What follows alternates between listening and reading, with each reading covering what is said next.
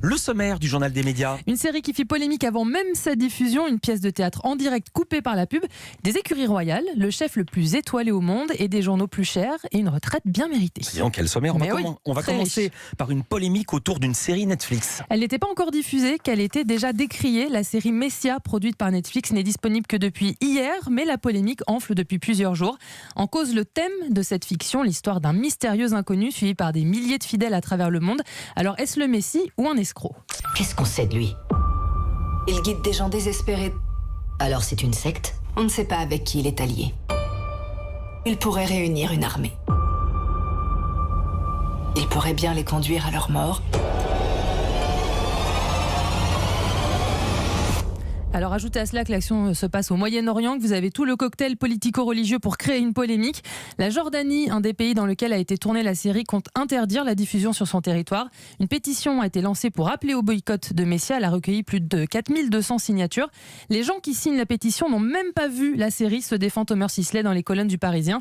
Si ça avait été une propagande anti quoi que ce soit, je n'y aurais pas participé, explique l'acteur français qui incarne dans la série un agent de la sécurité intérieure israélienne. Quant au créateur de Messia, l'Australien Michael Petroni, il reconnaît que la série est provocatrice, mais provocateur ne veut pas dire offensant.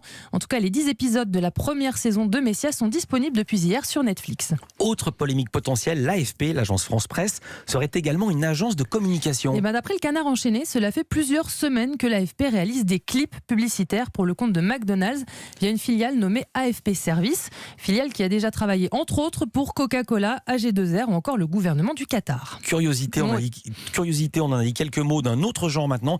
M6 a diffusé une coupure pub pendant une pièce de théâtre. Alors l'info, ce n'est pas que M6 diffuse de la publicité, mais qu'elle réussit cet exploit alors que la pièce est censée être en direct. La chaîne diffusait L'Invitation pour sa dernière représentation au théâtre de la Madeleine à Paris. C'est l'histoire de Daniel, un séducteur incarné par Gad Elmaleh, qui s'invente un ami imaginaire pour pouvoir tromper sa femme. Tout se complique quand sa femme demande à rencontrer ce fameux ami. Daniel invite donc un inconnu pour jouer ce faux ami. Je t'aime. Moi aussi je t'aime. Moi je t'aime très très fort. Bon appétit.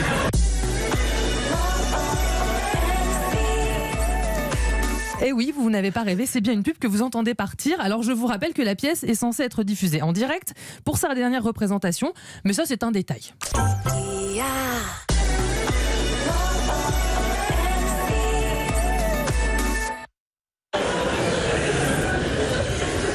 Alors dites-moi Charlie, Daniel m'a dit que vous aviez beaucoup perdu au poker mercredi dernier. Voilà, un gros blanc, des applaudissements coupés en plein milieu. M6 n'a pas fait dans la dentelle, vous l'avez entendu, et prouvé ainsi que c'était peut-être une captation en direct, mais en tout cas une diffusion en léger différé. Alors a priori ce soir, il n'y aura pas de coupure pub pendant le documentaire sur les trésors du patrimoine équestre français, documentaire diffusé sur France 5. Oui, direction les grandes écuries du château de Chantilly dans l'Oise. Ce sont les plus grandes écuries d'Europe construites au XVIIIe siècle. Ces écuries ont une âme. Je ne sais pas comment vous dire ça. Elles sont habitées quelque part. Quand on arrive sous le dôme, on est émerveillé, mais choqué par une telle beauté. Ensuite, on imagine les fêtes qui ont eu lieu, on imagine les gens qui ont travaillé là, on imagine ces 240 chevaux qui étaient présents au XVIIIe siècle. C'est complètement fou de faire une écurie pareille. Mais c'était le petit-fils de Louis XIV, donc peut-être qu'en ayant vu son grand-père faire Versailles, pourquoi pas une écurie. Le documentaire nous fait justement aussi découvrir les écuries royales de Versailles, le haras national du Pin, le cadre noir de Saumur, la garde républicaine et ses 460 chevaux. Mais au-delà des lieux, le film réalisé par Céline Gald nous emmène à la rencontre des femmes et des hommes dont la vie est liée à ce patrimoine équestre français. Vous découvrirez ainsi Sylvain Pintus, le dernier fourbisseur français. Il s'occupe de réparer les sabres de la garde républicaine. Certains ont plus de 200 ans. On travaille dans un musée vivant, et on s'attache à ce qui soit vivant. C'est-à-dire que nos sabres datent de février 1823 à 1922. Et on s'attache vraiment à ce que les plus anciennes pièces soient en service. Chaque sabre a une histoire. Il a un matricule, il a des poinçons, il a des marquages. Et les marquages sont liés à la manufacture. Les matricules sont liés au régiment. Et les poinçons sont liés aux armuriers intervenant soit à la fabrication, soit à la réparation. Chaque année, dans son atelier, Sylvain Pintus répare 400 armes blanches. Et dans d'autres ateliers, comme ceux de la Maison Hermès, ce sont des selles que l'on fabrique. Un artisanat au cœur de ce documentaire présenté par Sophie Jovillard. Elle est au micro d'Alexandre Omar. En fait, on montre qu'on peut aller bien au-delà de la simple équitation ou du simple amour pour le cheval. On va bien au-delà de ça. On montre qu'il y a une excellence française grâce à cette équitation de tradition française, qui est quelque chose, une fois de plus, j'insiste, d'absolument unique au monde. Et c'est ça que nous allons montrer dans le film.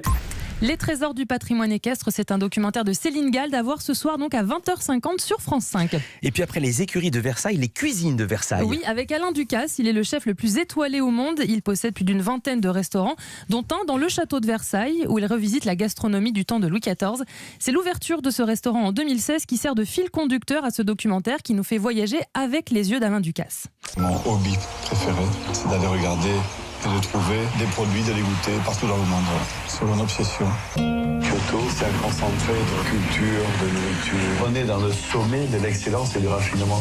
C'est un des meilleurs dîners en 20 ans que j'ai fait au Japon. Pour avoir goûté tous les caviars du monde, le chinois pour moi est le meilleur aujourd'hui. Il y a une méthode d'élevage importée d'Iran. C'est la perfection. Japon, Brésil, États-Unis, Chine, le réalisateur Gilles Demestre a suivi Alain Ducasse partout pendant 2 ans. Il a filmé autant des dîners de gala qu'un dîner de charité pour les sans-abri en plein cœur de Rio. Et pourtant, ce projet avec Alain Ducasse a bien failli ne pas exister. Écoutez le réalisateur Gilles Demestre au micro d'Alexandre Omar. Il m'a dit non, direct. Il m'a dit que bon, il avait pas le temps, que ça l'intéressait pas tellement, voilà, que lui, il était plutôt dans le travail et dans la construction de ses restaurants et voilà, et dans le service à ses clients, et qu'il n'était pas là pour faire de la communication. On s'est revus, on s'est revus pendant des mois et des mois. Puis au bout d'un moment, je lui ai raconté quand même le projet et la façon un peu discrète dont j'allais le suivre, puisqu'en fait, moi, je suis parti tout seul avec une petite caméra dans ses pas. Et puis, on a lié cette relation confiance. Mais ça a mis du temps et il a accepté que je parte avec lui. Et on a été dans des pays, on est partis tous les deux tout seuls au fin fond de la Mongolie, aux Philippines. On était vraiment dans plein d'endroits comme ça, et c'était génial de pouvoir le filmer. Un document rare, vous l'aurez compris. La quête d'Alain Ducasse était sortie au cinéma en 2017. Il est à voir pour la première fois à la télévision ce soir à 22h20 sur France 3. Ça ne vous a pas échappé, on est passé de 19 à 20, on a changé d'année et au passage, certains journaux ont changé de prix. Oui, la presse n'échappe pas aux hausses du 1er janvier, vous l'avez peut-être constaté dans vos kiosques. Aujourd'hui en France, Le Parisien et L'Équipe ont augmenté. Le quotidien sportif coûte désormais 1,80 € en semaine, soit 10 centimes de plus qu'avant. Le Parisien passe de 1,50 € à 1,60 € et aujourd'hui en France de 1,20 € à 1,30 €. Et Libération ne change pas de prix, son directeur sera avec nous, mais ça n'a rien à voir. Ce n'est pas pour ça que nous l'avions invité. Lui n'en vendra bientôt plus des journaux après avoir fait ça pendant plus de 40 ans. Figure bien connue du quartier Saint-Germain dans le 6e arrondissement de Paris, Ali Akbar, dernier vendeur de journaux à la Criée de Paris, prend sa retraite. Bonjour, ça y est, le monde. Le Monde. Alors Le Monde, c'est le journal qu'il vend le plus. Dans les années 90, il écoulait jusqu'à 1000 exemplaires par jour, raconte Le Point. Aujourd'hui, il n'en vend plus qu'une cinquantaine entre 14h et 21h, sachant qu'il ne touche que 30 centimes par exemplaire vendu, c'est peu. À 66 ans, il compte ouvrir un food truck avec l'un de ses 5 fils devant le jardin du Luxembourg. La mairie du 6e a donné son accord. Il ne lui reste plus qu'à trouver l'argent pour s'acheter un triporteur électrique. Ali Akbar peut compter sur la solidarité des gens du quartier et notamment de l'association des anciens élèves de Sciences Po qui a lancé un appel aux dons. Merci beaucoup Lise Pressac, à demain. À demain.